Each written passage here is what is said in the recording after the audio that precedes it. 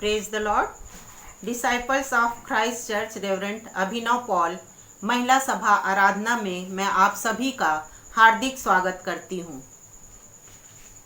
आराधना प्रारंभ करने से पहले हम छोटी सी दुआ कर लेंगे। पवित्र पवित्र पवित्र सेनाओं के यहोवा, राजाओं के राजा, प्रभुओं के प्रभु, एक बार फिर से तेरे नाम को सराहते, तुझे धन्य कहते प्रभु जी, क्योंकि एकमात्र जीवित और सच्चा परमेश्वर तू है। तेरे नाम की महिमा, स्तुति, तारीफ, प्रशंसा, बड़ाई करती प्रभु जी, और धन्यवाद धन्यवाद धन्यवाद देती प्रभु जी आज के सुंदर जीवन के लिए प्रभु जी। हम मर मिट नहीं गए, तेरी महाकरुणा का फल है कि आज हम जिंदों के बीच में पाए जाते हैं, और तेरी दया अमर है प्रभु जी, जो कि प्रति सुबह हम सब के लिए नई होती जाती। हम तेरा धन्यवाद देते प्यारे खुदा धन्यवाद देते इस सुंदर समय अवसर के लिए प्रभु जी, कि हम ऑनलाइन सर्विस के द्वारा अपनी महिला सभा का संचालन करने पा रहे हैं। तेरा धन्यवाद देती प्यारे खुदा हम सब बहनें मिलकर प्रभु जी अपने अपने घरों में बैठकर प्रभु जी तेरी आराधना करने पा रहे हैं प्रभु जी। इसके लिए हम तुझे हृदय से धन्यवाद धन्यवाद धन्यवाद देते। मेरे यीशु मसीह तेरा धन्यवाद हो प्रभु जी। प्रार्थना करती मेरे यीशु राजा, आज के इस वैश्विक महामारी के लिए प्यारे खुदा जो कि पूरे विश्व में कहर बनकर ढाया हुआ है, हम तुझसे दया की चाहत को रखते हैं प्रभु जी। अपने पवित्र और सामर्थी हाथों के द्वारा प्रभु जी इस वैश्विक महामारी को दूर कर, ताकि परमेश्वर पिता एक बार फिर से हम सब मिलकर तेरे पवित्र भजनालय में जाकर प्रभु जी अपनी आराधना स्तुति को करने पाए प्रभु जी। तेरी दया को चाहते, तेरी दया की आशीषों को हम अपने जीवन में चाहते प्रभु जी। तू सहायता कर, मदद कर, अगुवाई कर प्रभु जी। गीतों का गाया जाना, वचन का पढ़ना, वचन का सुनना हम सब के जीवन के लिए आशीषमय होने पाए। तू हमारी अगुवाई करना। शेष आराधना को तेरे हाथों में समर्पित करते हुए तेरे बेटे प्रभु यीशु मसीह के मीठे और मधुर नाम से मांगती, सुन बड़ी दया के साथ ग्रहण कर, आमीन। परमेश्वर की स्तुति में हम सब आराधना के गीत से गीत गा लेंगे। गीत का नंबर है 20। गीत का नंबर है 20। आशीष तुझसे चाहते हैं, हे स्वर्गीय पिता हम आते हैं।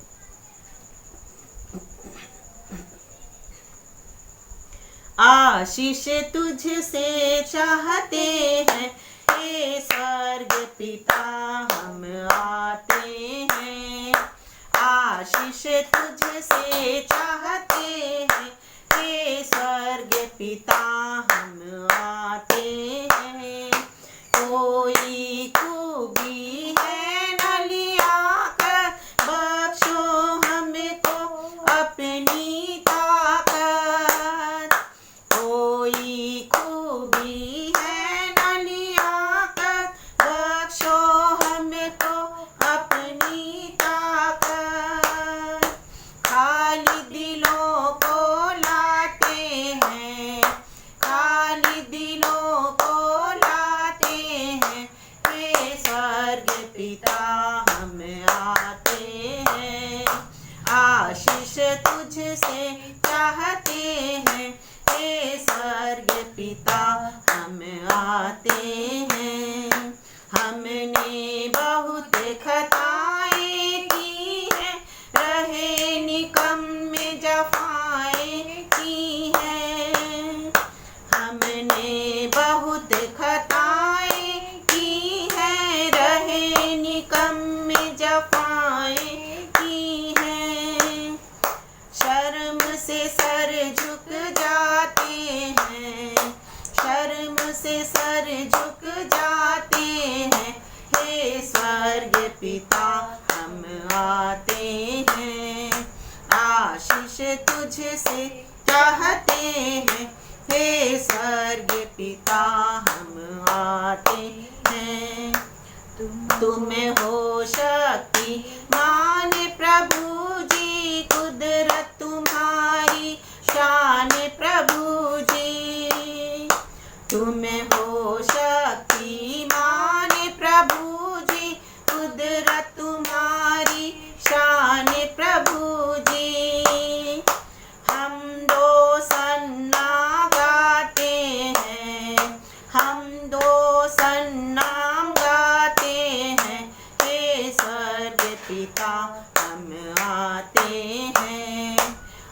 आशीष तुझसे चाहते हैं, हे स्वर्ग पिता हम आते हैं। बंदे को तू कभी न भूले, दुख ही सहे दुनिया में तूने। बंदे को तू कभी न भूले, दुख ही सहे दुनिया में तूने। उसे ही प्यार को चाहते हैं, उसे ही प्यार को चाहते हैं, हे स्वर्ग पिता हम आते हैं। आशीष तुझसे चाहते हैं, हे स्वर्ग पिता हम आते हैं।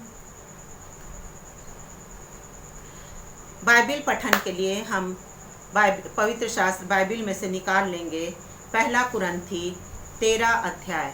पहला कुरंथी 13 अध्याय 1 से लेकर पूरे अंतिम पद तक हम सब मिलकर पढ़ लेंगे। यदि मैं मनुष्यों और स्वर्गदूतों की बोलियां बोलूं और प्रेम न रखूं, तो मैं ठनठनाता हुआ पीतल और झनझनाती हुई झांझ हूं। और यदि मैं भविष्यवाणी कर सकूं और सब भेदों और सब प्रकार के ज्ञान को समझूं, और मुझे यहाँ तक पूरा विश्वास हो कि मैं पहाड़ों को हटा दूं, परंतु प्रेम न रखूं, तो मैं कुछ भी नहीं। यदि मैं अपनी संपूर्ण संपत्ति कंगालों को खिला दूं या अपनी देह जलाने के लिए दे दूं और प्रेम न रखूं, तो मुझे कुछ भी लाभ नहीं। प्रेम धीरजवंत है और कृपालु है। प्रेम डाह नहीं करता, प्रेम अपनी बड़ाई नहीं करता और फूलता नहीं। वह अनरीति नहीं चलता और वह अपनी भलाई नहीं चाहता, झुंझलाता नहीं, बुरा नहीं मानता, कुकर्म से आनंदित नहीं होता, परंतु सत्य से आनंदित होता है। वह सब बातें सह लेता है, सब बातों की प्रतीति करता है, सब बातों की आशा रखता है, सब बातों में धीरज धरता है। प्रेम कभी टलता नहीं। भविष्यवाणियां हो तो समाप्त हो जाएंगी, भाषाएं हो तो जाती रहेंगे, ज्ञान हो तो मिट जाएगा, क्योंकि हमारा ज्ञान अधूरा है और हमारी भविष्यवाणी अधूरी। परंतु जब सर्वसिद्ध आएगा तो अधूरा मिट जाएगा। जब मैं बालक था तो मैं बालकों के समान बोलता था, बालकों का सा मन था, बालकों की सी समझ थी, परंतु जब सियाना हो गया तो बालकों की बातें छोड़ दी। अभी हमें दर्पण में अंधेरा सा दिखाई देता है, परंतु उस समय आमने सामने देखेंगे। इस समय मेरा ज्ञान अधूरा है, परंतु उस समय ऐसी पूरी रीति से पहचानूंगा जैसे मैं पहचाना गया हूँ। पर अब विश्वास, आशा, प्रेम, ये तीनों स्थायी हैं, पर इनमें सबसे बड़ा प्रेम है। परमेश्वर का जीवित वचन है। इसे पढ़े जाने पर हम सबों को आशीष मिले। आमीन।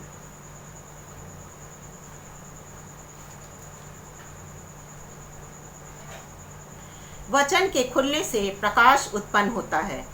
सो बहन रीना हीराधर को अवसर होगा कि वे हमें आत्मिक मन्ना, आत्मिक संदेश जो आपकी ओर से आज हमारे लिए तैयार किया गया है, हमें तृप्त करें। आइए परमेश्वर के वचन से कुछ चर्चा करें, और इससे पहले कि हम एक छोटी दुआ करें। धन्यवाद पिता परमेश्वर, धन्यवाद के साथ एक बार फिर से इस वक्त आपके सामने आते हैं। धन्यवाद देते हैं आपकी योजनाओं के लिए जो आप हमारे जीवन में करते हैं, क्योंकि हम जानते हैं ये सब कुछ हमारे अच्छे और भले के लिए है। खुदावंद धन्यवाद देते हैं कि हम इंटरनेट के माध्यम से एक दूसरे के विचारों को सुन सकते हैं। आपकी इस योजना के लिए भी आपका धन्यवाद करते हैं। खुदावंद जो कुछ मैं यहाँ बोलती हूँ आप मेरे साथ रहें, मेरे मुंह की चौकसी करें, और जो कुछ आप चाहते हैं वो मैं बोल सकूँ, मसीह यीशु के नाम से, आमीन। आज जिस विषय पे मैं आपसे चर्चा करूंगी वो एक पद है जिसमें परमेश्वर कहता है कि मैंने ये ठान लिया है कि तुम्हें मिस्र के दुखों से निकालकर उस देश में जहां दूध और मधु की धारा बहती है पहुंचाऊं। ये पाया जाता है निर्गमन 3 के 17वें अध्याय में। एक छोटी सी घटना है, आप सब जानते हैं, हम भी जानते हैं, जलती हुई झाड़ियों की घटना है। जब मूसा अपने ससुर की भेड़ बकरियों को लेकर होरेब पर्वत के पास में चराता रहता है, तब वो देखता है कि एक झाड़ी जल तो रही है लेकिन भस्म नहीं हो रही है। जब वो देखता है झाड़ी भस्म नहीं हो रही तो वो समझ जाता है कि ये परमेश्वर का कोई आश्चर्य कर्म है, और वो मुड़कर उस झाड़ी को देखने के लिए जाने लगता है। और परमेश्वर उस आवाज देकर कहते हैं, मूसा, हे मूसा। मूसा कहता है, क्या आज्ञा? और परमेश्वर कहते हैं, जिस स्थान पे तू खड़ा है वो पवित्र स्थान है, इसलिए अपने पैरों की जूती उतार ले। उसके बाद की वार्तालाप भी बहुत डिटेल में होती है। परमेश्वर मूसा से कहते हैं कि मैंने मिस्र में जो बंधुआई में इजरायली हैं उनकी चिल्लाहट को, उनकी पुकार को सुना है, और मैं चाहता हूं कि तू फिरौन के सामने जा। और मूसा घबरा जाता है, कहता है, मैं तो बोलने में भद्दा हूं। और परमेश्वर से कहते हैं कि मैंने ठाना है कि तेरे साथ में मैं हारून को भी भेजूंगा। इस तरह से दोनों की वार्तालाप होती है, और जो हम सब जानते हैं। और उसी दौरान परमेश्वर ये वाक्य कहते हैं कि मैंने ये ठान लिया है कि तुझे मिस्र के दुखों से निकालकर उस देश में पहुंचाऊं जहां दूध और मधु की धारा बहती है। प्रियो, ये परमेश्वर की एक बहुत ही अच्छी और बहुत बड़ी प्रतिज्ञा है, जो सिर्फ वो उस समय के इजराइलियों के लिए ही नहीं बल्कि हम सबों के लिए भी उनने की है। आज भी परमेश्वर की ये प्रतिज्ञा हम अपने जीवन में हर एक कदम पर, हर स्थान पर पूरी होते हुए देखते हैं। हमारा परमेश्वर जैसा पहले था वैसा आज भी है, और अपनी हर प्रतिज्ञाओं को पूरा करने में वो समर्थ है। लेकिन ये बहुत प्यारी प्रतिज्ञा है, लेकिन इस प्रतिज्ञा के पहले कुछ छोटे ऐसे कार्य हैं जो परमेश्वर हमसे चाहते हैं, हमसे आशा रखते हैं कि हम वो सारे कार्यों को करें, ताकि हम ये सारी प्रतिज्ञाएं जो हैं हम अपने जीवन में पूरी कर सकें, और परमेश्वर की जो आश्चर्य कर्म है वो हम अपनी आंखों से अपने जीवन में देख पाएं। इसी अध्याय के निर्गमन 3 के आज 4 और 5वें पद पर हम थोड़ा सा गौर करेंगे। जब परमेश्वर मूसा से बातें करते हैं तब परमेश्वर कहते हैं कि मैंने इजराइलियों की चिल्लाहट को सुनी है, उनकी दोहाई मुझ तक पहुंची है, मेरे कान तक पहुंची है, और मैंने उनके दुख को देखा है, उन पर अपनी दृष्टि की है। प्रियो, सबसे पहला कार्य जो परमेश्वर चाहते हैं हमसे वो है कि हम उनकी पुकार को, उन्हें हम पुकारें, पूरे समय उन्हें पुकारें, हम उन्हें आवाज दें। और ये हम पुकार सिर्फ ऐसा नहीं कि एक बार हमने परमेश्वर से प्रार्थना कर ली और बस हो गया, या 2 बार प्रार्थना कर ली और हम संतुष्ट हो गए, लेकिन परमेश्वर चाहते हैं कि हम बार बार उनको पुकारते रहें। तब तक पुकारते रहें जब तक कि वो प्रतिज्ञाएं या वो कार्य या वो चीजें जो हम परमेश्वर से मांग रहे हैं वो हमारे जीवन में पूरी न हो पाए। क्योंकि परमेश्वर हमें किसी भी अच्छी और भली वस्तु की घटी कमी नहीं होने देते, और जो हमारे जीवन के लिए अच्छा और उचित है परमेश्वर वो चीज हमारे लिए करते हैं। उनकी प्रतिज्ञा है कि हमारे जीवन में किसी भली वस्तु की कमी नहीं होगी। यदि हमारी प्रार्थना सार्थक है, यदि हमारी प्रार्थना उचित है हमारे भविष्य के लिए, तो निश्चित तौर से परमेश्वर हमारी पुकार को सुनेंगे, और हमारी पुकार को सुनकर वो हम पर दृष्टि डालेंगे, हमारे दुखों को देखेंगे और हमें अपनी प्रतिज्ञा देंगे। दूसरा कार्य जो परमेश्वर हमसे चाहते हैं वो ये है, जैसे कि 4 पद में लिखा है कि मूसा देखने को मुड़ा। जब मूसा जलती हुई झाड़ी को देखता है तो वो मुड़कर देखने के लिए जाता है, क्योंकि वो समझ जाता है यहाँ परमेश्वर की उपस्थिति है, क्योंकि झाड़ी जल तो रही है लेकिन भस्म नहीं हो रही है, और वो मुड़कर जाता है। अर्थात यदि हम भी अपने जीवन में परमेश्वर के आश्चर्य कर्मों को देखना चाहते हैं, यदि हम परमेश्वर की प्रतिज्ञाओं को अपने जीवन में पूरी होते हुए देखना चाहते हैं, तो हमारे लिए ये बहुत ही जरूरी है कि हम मुड़कर परमेश्वर की ओर आए, परमेश्वर से लिपटे रहें। बहुत धन्यवाद का विषय है कि हम मसीही परिवार में जन्म लिए। हम महिलाएं विशेष करके, जितनों को मैं जानती हूँ, बहुत अच्छी प्रार्थना योद्धाएं हैं, बहुत अच्छे वचनों को बोलती हैं और जानती हैं और सीखती हैं। सब कुछ बहुत अच्छा है। हम तो इस चीज के लिए भी परमेश्वर का धन्यवाद देते हैं कि उसने हमें चुना है और अपना निज भाग बनाया है। लेकिन फिर भी परमेश्वर कहता है, छोटी छोटी सी बहुत सी परेशानियां हमारे जीवन में आ जाती हैं, छोटी छोटी सी कमी घटियां हमारे जीवन में आ जाती हैं, क्योंकि हम इस संसार में रहते हैं। संसार में रहते हैं, अनेक प्रकार के दुखों को हम देखते हैं, और दुख के हिसाब से हमारे व्यवहार में कुछ परिवर्तन जरूर आ जाता है। मिश्र तो इस संसार का प्रतिरूप है, संसार का चेहरा है। तो मिश्र का दुख मतलब हमारे जीवन में भी कभी नौकरी की समस्याएं हैं, कभी बच्चों की स्टडी की समस्याएं हैं, कभी पारिवारिक समस्याएं हैं, आर्थिक समस्याएं हैं, बीमारियां हैं, बहुत से दुख हैं हमारे जीवन में भी। लेकिन परमेश्वर हमारे जीवन के इन सारे दुखों को दूर करने में बिल्कुल तैयार है। दुख पर हमें मुड़कर उसकी ओर आना है। जिस तरह से मूसा मुड़ा है परमेश्वर की ओर और उस आश्चर्य कर्म को देखा है, वैसे हमें भी अपने अपने तकलीफों से, अपनी पीड़ाओं को छोड़कर परमेश्वर की ओर मुड़ना है, उससे लिपटे रहना है, ताकि हम भी इन सारे आश्चर्य कर्मों को देख सकें जो परमेश्वर करता है। दूसरी बात जो कहता है वो ये है कि इसी चौथे पद में ही तब परमेश्वर झाड़ी के बीच में से मूसा को पुकारता है, हे मूसा, हे मूसा। अब मूसा परमेश्वर की आवाज सुनता है और जवाब देता है। दूसरा कार्य जो परमेश्वर हमसे चाहते हैं वो ये है कि हम उनकी आवाज को सुन सकें। उनकी आवाज को सुनने के लिए हर एक समय हम तैयार रहें, तत्पर रहें। परमेश्वर हम सबों को नाम लेकर पुकारते हैं। हमारे एक एक बाल गिने हुए हैं, हमें सबको वो जानते हैं और सबों का नाम जानते हैं और सबों को वो नाम लेकर पुकारते हैं। यहाँ पर मैं अच्छी तरह से जानते हैं।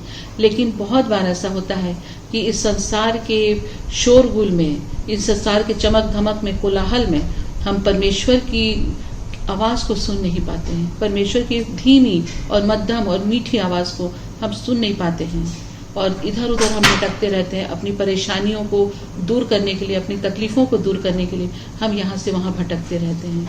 लेकिन परमेश्वर हमसे चाहता है कि हम हर वक्त इतने तैयार रहें और उसके इतने नजदीक रहें कि जब धीमी आवाज में भी वो हमें पुकारे तो हम उसकी आवाज को सुन सकें और उसे जवाब दे सकें। ये परमेश्वर हमसे चाहते हैं कि उनके आश्चर्य कर्मों को देखने के पहले, उनकी प्रतिज्ञाओं को अपने जीवन में पूरा होते हुए देखने के पहले हम परमेश्वर को के इतने करीब रहें कि हम उसकी आवाज को, उस मीठी आवाज को सुन सकें। तीसरा कार्य जो परमेश्वर हमसे चाहते हैं या हम जो वो चाहते हैं कि हम करें वो है, जैसे मूसा ने कहा, क्या आज्ञा। मतलब परमेश्वर चाहते हैं कि हम उनकी आज्ञाओं को मानें और उनकी आज्ञाओं के अनुसार से चलें। जैसा कि मूसा कहता है क्या आज्ञा, अर्थात वो बिल्कुल तैयार है परमेश्वर की हर एक आज्ञा को मानने के लिए। वो कहता है, हे प्रभु बोल कि मुझे क्या करना है, मुझे आज्ञा दे कि मैं क्या करूं। और ये मेरे लिए तो बहुत सौभाग्य की बात है कि यदि परमेश्वर मुझे कुछ कार्य को सौंप रहे हैं या कोई आज्ञा को दे रहे हैं तो ये मेरे लिए तो बहुत ही ज्यादा सौभाग्य की बात है। इसी तरह मूसा कहता है कि क्या आज्ञा। परमेश्वर चाहता है कि हम भी हर वक्त तैयार रहें उसकी आज्ञाओं को सुनने और मानने के लिए। उसकी बेसिक आज्ञाओं को तो हम सुनते हैं, उनकी बेसिक आज्ञाओं जो मुख्य आज्ञाएं हैं, 10 आज्ञा बचपन से हम सुनते आए हैं, याद करते आए हैं, पढ़ते आए हैं। उन सारी आज्ञाओं को हम मानते भी हैं, जैसे खून नहीं करना, चोरी नहीं करना, व्यभिचार नहीं करना। ये सारी बातों को तो हम बहुत अच्छे से सुनते और मानते हैं। लेकिन ऐसी बहुत सी छोटी छोटी आज्ञाएं हैं जो हम निगलेक्ट कर देते हैं, जैसे अपने पड़ोसी से प्रेम करना, कहाँ कर पाते हैं बराबरी से अपने समान प्रेम करना, जैसे अपने मुंह और अपनी जीभ की चौकसी करना, यहाँ हम कहीं पीछे छूट जाते हैं। और यदि कोई हमें कुछ एक शब्द बोल देता है पींच करने के लिए तो शायद हम तैयार रहते हैं कि उसे 4 वाक्य सुना दे, और उससे सामने वाला कितना घायल हो जाता है, कितना परेशान हो जाता है, इससे हमको कोई मतलब नहीं रहता। लेकिन हम तैयार रहते हैं कि यदि कोई हमें कुछ बोला तो हम एक की जगह 4 बातें उसे सुना दें। परमेश्वर की आज्ञा है कि विपत्ति में अपना धीरज नहीं खोना। लेकिन जब भी एक छोटी समस्या या एक छोटी परेशानी हमारे जीवन में आती है, हम निराश हो जाते हैं, हताश हो जाते हैं, और सबसे पहले हम परमेश्वर को बोलने लगते हैं, प्रभु जी मेरे साथ ही ऐसा क्यों होता है, मेरे साथ ही इतनी परेशानियां क्यों आती हैं, बाकी तो सब इतने आनंद से हैं, खुश हैं, लेकिन मेरे साथ ये परेशानियां क्यों आती हैं। ये सारी बातें परमेश्वर को अच्छी नहीं लगती। ये सारी परमेश्वर की आज्ञाएं हैं कि हमको धीरज धरे रहना है। ये छोटी छोटी आज्ञाएं हैं जो हम अपने जीवन से दूर कर देते हैं। हमको पता भी नहीं चलता कि हम कैसे परमेश्वर के विरोधी हो जा रहे हैं, कैसे उसकी बातों को नहीं मान रहे हैं, और इस तरह से हम उसके आश्चर्य कर्म को देखने से कहीं ना कहीं दूर हो जाते हैं। चौथा कार्य जो परमेश्वर हमसे चाहता है वो ये है, जैसा कि 5वें वचन में लिखा है कि मूसा से कहता है अपने पाँव की जूती उतार दे, क्योंकि जिस स्थान पर तू खड़ा है वो पवित्र स्थान है। जूती जो है वो मलिनता को दिखाती है, गंदगी को दिखाती है। हम चाहे कितने भी अच्छी तरह से अपने जूते साफ कर लें, कहीं बाहर संसार में निकलते हैं, बाहर रोड में निकलते हैं तो 5-10 मिनट के अंदर ही जूतियां हमारी गंदी हो जाती हैं, चमक हमारी जूतियों से खत्म हो जाती है। इसलिए जूतियां हम घर के बाहर भी उतार करके आते हैं, क्योंकि बहुत सी गंदगियां हैं, बीमारियां हैं, कीटाणु हैं, बहुत सी चीजें हैं। इसलिए हमें अपनी जूती को बाहर उतारना ही है पवित्र स्थान में आने से पहले। परमेश्वर भी हमसे ये आशा करते हैं कि हम भी अपने जीवन की हर एक मलिनता को उतार दें। ऐसा लगता है कि हमारे जीवन में क्या मलिनता है। हम तो परमेश्वर को जानते हैं, उससे प्यार करते हैं, उसके वचन के अनुसार चलते हैं, उसकी आज्ञाओं को मानते हैं, और हम तो बपतिस्मा लेके शुद्ध हो चुके हैं, ठीक है। लेकिन हर एक दिन के, प्रत्येक दिन के जीवन में छोटे छोटे ऐसे कोई काम हमसे हो जाते हैं जो परमेश्वर को ठोकर का कारण हो जाते हैं, दूसरों के ठोकर का कारण हो जाते हैं और परमेश्वर को दुख पहुंचा देते हैं। जैसे अनाज्ञाकारिता, आज्ञा नहीं मानना, ढिठाई का अपराध है, और एक दूसरे की बुराई करना, एक दूसरे से द्वेष रखना, या और भी ऐसी छोटी छोटी बातें हैं कि अपने आप को हमेशा सही दिखाना और दूसरे को गलत साबित करना, या फिर दूसरे को नीचा दिखाने का प्रयत्न करना। इस तरह की बहुत सी छोटी छोटी बातें हैं और बहुत सी छोटी छोटी आज्ञाएं हैं जो ऐसे कार्य हैं जो हम नहीं कर पाते हैं, और अपने जीवन को, अपनी आत्मा को और अपने शरीर को हम अपवित्र कर देते हैं। और परमेश्वर हमसे चाहता है कि हम इस तरह से अपनी आत्मा को मलिन न करें, अपने हृदय को मलिन न करें, और ये सारी मलिनता को, सारी गंदगियों को हम बाहर उतारें और पवित्र स्थान में प्रवेश करें। हम महिलाएं जो है, हम अपने परिवार की धुरी होते हैं, और हर एक परिवार की महिलाओं को मैं देखती हूँ कि बहुत ही ज़्यादा वचन में है, परिपक्व हैं, बहुत सी आज्ञाओं को सभी कार्य करती हैं, बहुत बड़े बड़े कार्य करती हैं परमेश्वर के लिए, समाज के लिए, चर्चेस के लिए, लोगों के लिए, आवश्यक ज़रूरतमंद लोगों के लिए बहुत बड़े बड़े से कार्य करती हैं। बहुत सी महिलाओं को मैं जानती हूँ।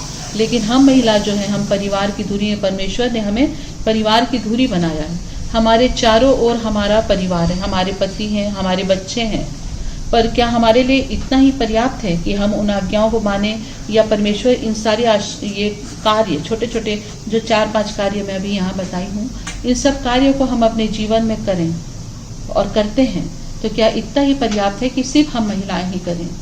हमारे लिए बहुत ही आवश्यक है कि हम अपने बच्चों को और अपने परिवार को, अपने घराने को भी इसमें सम्मिलित करें, और इस चीज़ को ध्यान से देखें कि क्या हमारा परिवार, हमारा घराना ये कार्य कर रहा है कि वो भी परमेश्वर के आश्चर्य कर्मों को अपने जीवन में देख सकें, या परमेश्वर के साथ उस देश में पहुंच सकें, आनंद के देश में जहां दूध और मधु की धारा बहती है।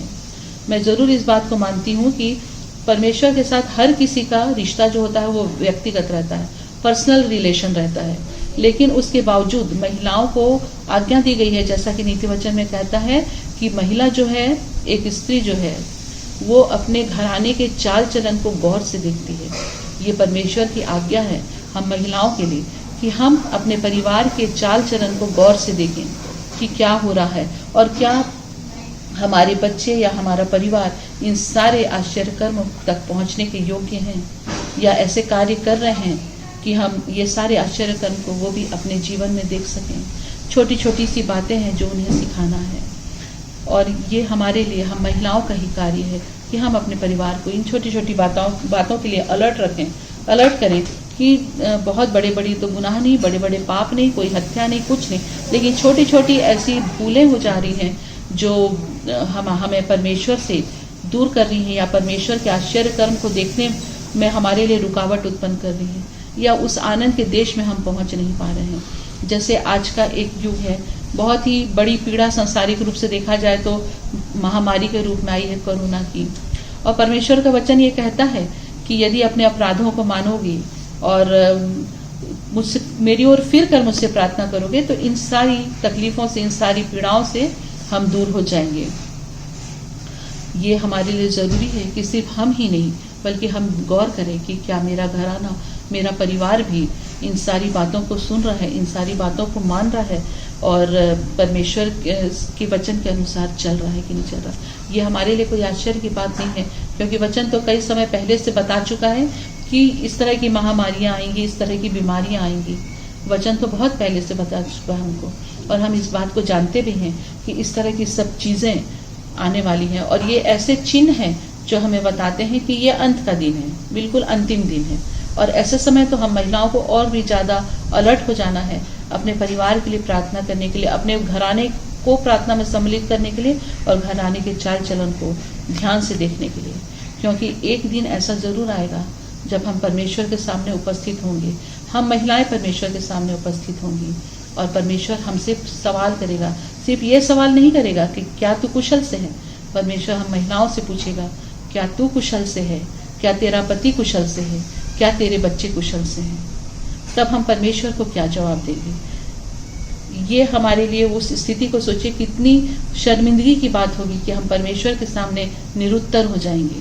हमने तो पूरी लगन से और पूरी ईमानदारी से परमेश्वर के कार्य किए, परमेश्वर की आज्ञाओं को माना, हर कुछ किया, लेकिन कहीं पीछे छूट गए अपने परिवार को, अपने घराने को इसमें शामिल करने के लिए। ये हमारे लिए बहुत ही दुख और परेशानी और शर्मिंदा होने की बात होगी। बहुत ज़रूरी है कि हम अपने परिवार को इन छोटी छोटी बातों में, जैसा कि अभी हमने देखा, पहला कार्य जो परमेश्वर बोलता है कि उसे पुकारो और तब तक पुकारो जब तक वो चीज़ आपको मिल नहीं जाती है और कोई भी भली वस्तु आपसे बची नहीं रह जाएगी। दूसरा कार्य जो परमेश्वर कहते हैं वो ये है कि फिर कर उसके पास आए। जैसा मूसा फिर कर उसके पास जाता है और आश्चर्य कर्मों को देख पाता है, वैसे हम भी फिर कर अपने परमेश्वर के पास जाएं। तीसरी बात, हम उसकी आज्ञा, उसकी आवाज़ को सुनने के लिए, उसकी मध्यम, धीमी और मीठी आवाज़ को सुनने के लिए हर वक्त हमेशा तैयार रहें कि जब हमें परमेश्वर पुकारे हम तुरंत उसे जवाब दे सकें। चौथी बात है, जिस तरह मूसा परमेश्वर की आज्ञा को मानने के लिए तैयार था, उसी तरह हम भी परमेश्वर की हर एक आज्ञाओं को मानने के लिए हर वक्त, हर पल तैयार रहें। और दूसरी बात और लास्ट और पांचवी बात जो परमेश्वर हमसे चाहता है कि हम अपने शरीर से उन सारी मलिनताओं को, जो लोभ के हैं, क्रोध के हैं, दुष्टता के हैं, किसी भी प्रकार की मलिनता जो हमारे जीवन में पाई जाती है, उन मलिनताओं को दूर करें। और सिर्फ हम ही नहीं, हमारा पूरा परिवार इन सारी मलिनताओं को दूर करे और परमेश्वर के पास आ सके और परमेश्वर की प्रतिज्ञा के अनुसार उसके आश्चर्य कर्मों को जो वो हमारे जीवन में करना चाहता है अपनी आंखों से देखने पाएं और परमेश्वर की इस वाचा को और परमेश्वर की इस प्रतिज्ञा को हम अपने जीवन में पूरा होते हुए देखें कि मैं तुम्हें मिस्र के दुखों से निकाल कर उस देश में ले जाऊंगा जहां दूध और मधु की धारा बहती है। परमेश्वर अपने वचन के द्वारा हम सबों को आशीषित करे। बहन रीना धर को आपके सारगर्भित संदेश के लिए मैं हृदय से धन्यवाद देती हूँ। अभी दान उठा लिया जाएगा और इसी समय हमारी महिला सभा अध्यक्षा को अवसर होगा कि वे हमें आने वाले हफ्ते की सूचनाओं से अवगत कराएं। मिसेस नीलिमा मसीह। सबका प्रभु के नाम से अभिवादन करती हूँ। आप सभी महिला सभा की आराधना के भागीदार हैं। परमेश्वर की महान अनुग्रह से हम सुरक्षित हैं, भले चंगे और निरोग रहते हुए महिला सभा की आराधना को सुचारू रूप से चला रहे हैं। हमारे पादरी अभिनव पाल, बेटा अर्जित पाल एवं पादरी रामचरण सूरज एवं बहनों के सहयोग से यह चला पा रहे हैं। मैं सबों को धन्यवाद देती हूँ। आप सबों के सहयोग के लिए मैं विश्वास करती हूँ कि आगे भी हम एक परिवार के रूप में इसी तरह स्तुति करते रहेंगे। अगले सप्ताह की सूचना इस प्रकार से है। अगले सप्ताह शुक्रवार संध्या 6 बजे इसी प्रकार से हमारी आराधना चलाई जाएगी। बहनों से निवेदन है कि वे अपना अपना दान अपने पास एकत्रित रखें क्योंकि लॉकडाउन के कारण से अभी पाराचेपिल में बैठना संभव नहीं है। धन्यवाद। अंत में दान की प्रार्थना कलीसिया के लिए, बीमारों के लिए, बुजुर्गों के लिए और हमारे दोनों पासवानों के लिए प्रार्थना करेंगे और प्रार्थना करने में अगुवाई करेंगी मिसेस वॉलिस। सर्वशक्तिमान सर्व सामर्थ्य दयालु परमेश्वर पिता, आकाश और पृथ्वी के जर्रे जर्रे को रचने बनाने वाले मेरे खुदाबंद बाप प्रभु, सारे संसार के मालिक मेरे परमेश्वर पिता, आज एक बार फिर प्रभु आपके पवित्र चरणों में इस संध्या के समय आते हैं प्रभु और आपको धन्यवाद धन्यवाद धन्यवाद देती हूँ परमेश्वर पिता, जीवन की अनगिनत आशीष और भलाइयों के लिए प्रभु जी, जो आपने हम में से हर एक परिवार के लोगों के साथ और परिवार के सदस्यों को दी है परमेश्वर पिता। प्रभु जी, हर तरह से प्रभु आपने हमें और हम बचा के रखा है मेरे परमेश्वर पिता, रोग बीमारी तकलीफ से बचा के रखा है मेरे परमेश्वर पिता। कभी ऐसी कठिन परिस्थिति या परीक्षा में पढ़ने नहीं दिया मेरे प्रभु, जिसमें हम पड़े रहे। परमेश्वर पिता प्रभु जी, आप महान है, दयालु है प्रभु, दया करने वाले परमेश्वर है प्रभु। हे परमेश्वर पिता प्रभु जी, धन्यवाद धन्यवाद धन्यवाद देती हूँ प्रभु जी। ऐसे कठिन और विपरीत परिस्थितियों में भी प्रभु आपने हमें बचा के संभाल के रखा है प्रभु। हम में से हर एक के परिवार को प्रभु आपने अपने सुरक्षित देने के नीचे सुरक्षित रखा है परमेश्वर पिता। जैसे मुर्गी अपने बच्चों को अपने पंखों तले रखती है, वैसे ही प्रभु आपने अपने लोगों को प्रभु जी, सारे संसार को प्रभु अपने पंखों के डेने के नीचे सुरक्षित रखा है प्रभु जी। धन्यवाद धन्यवाद धन्यवाद देती हूँ प्रभु जी पास्टर अभिनव के लिए प्रभु जी, पास्टर रामशरण सूरज के लिए प्रभु जी, जो आपने ऐसे वक्ता और ऐसे दास हमें दिए हैं परमेश्वर पिता, जो प्रभु जी हर समय प्रभु जी हमें अपने आत्मिक भोजन से तृप्त कराते रहते हैं परमेश्वर प्रभु जी। धन्यवाद धन्यवाद धन्यवाद देती हूँ प्रभु जी। उन्हें आपके हाथों में अर्पण करती हूँ प्रभु जी। उन्हें और भी प्रभु बुद्धि और समझ देना परमेश्वर पिता, ताकि वो प्रभु और हमें अच्छे से बताने वाले हो सके, समझाने वाले हो सके प्रभु। ऐसी उन पर अपनी कृपा भरी दृष्टि बनाए रखना प्रभु जी। परमेश्वर पिता धन्यवाद धन्यवाद धन्यवाद देती हूँ इस तकनीकी माध्यम के लिए जो आपने उपलब्ध कराया है प्रभु जी। इसके माध्यम से प्रभु, इन ऑनलाइन सेवा के माध्यम से प्रभु, हम घर बैठे प्रभु जी आपकी आराधना स्तुति और हर कार्यों को प्रभु जी कर सकते हैं परमेश्वर पिता। आपका धन्यवाद धन्यवाद धन्यवाद देती हूँ प्रभु जी। हे परमेश्वर पिता प्रभु जी, प्रार्थना करती हूँ इस दान के लिए मेरे प्रभु, जो प्रभु जी आज महिला सभा की बहनों ने आपके पवित्र चरणों में लाया है प्रभु जी। हम आपको क्या दे सकते हैं प्रभु जी, सब कुछ आप ही का दिया है परमेश्वर। जो दिया है छोटी सी भेंट प्रभु जी, छोटा सा दान, उस पर आप प्रभु आप अपनी आशीष का हाथ रखना परमेश्वर पिता। और प्रभु प्रार्थना करती हूँ प्रभु, जो रख छोड़ा है घर में प्रभु, उस पर भी आप आशीष देना परमेश्वर पिता, ताकि प्रभु परमेश्वर कमी घटी को पूरा करने वाला हो सके।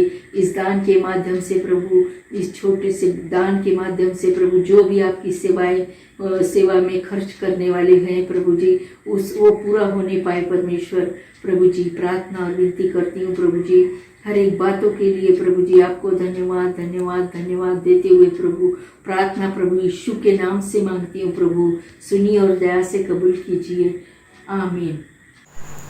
अंत में प्रभु की प्रार्थना के द्वारा हम इस सभा को समाप्त करेंगे। हे हमारे पिता, तू जो स्वर्ग में है, तेरा नाम पवित्र माना जाए, तेरा राज्य आवे, तेरी इच्छा जैसे स्वर्ग में पूरी होती है वैसे इस पृथ्वी पर पूरी हो। हमारे दिन भर की रोटी आज हमें दे, और जैसे हमने अपने अपराधियों को क्षमा किया वैसे ही तू हमारे अपराधों को क्षमा कर, और हमें परीक्षा में ना ला बल्कि बुराई से बचा, क्योंकि राज पराक्रम और महिमा सदा तेरे हैं, आमीन।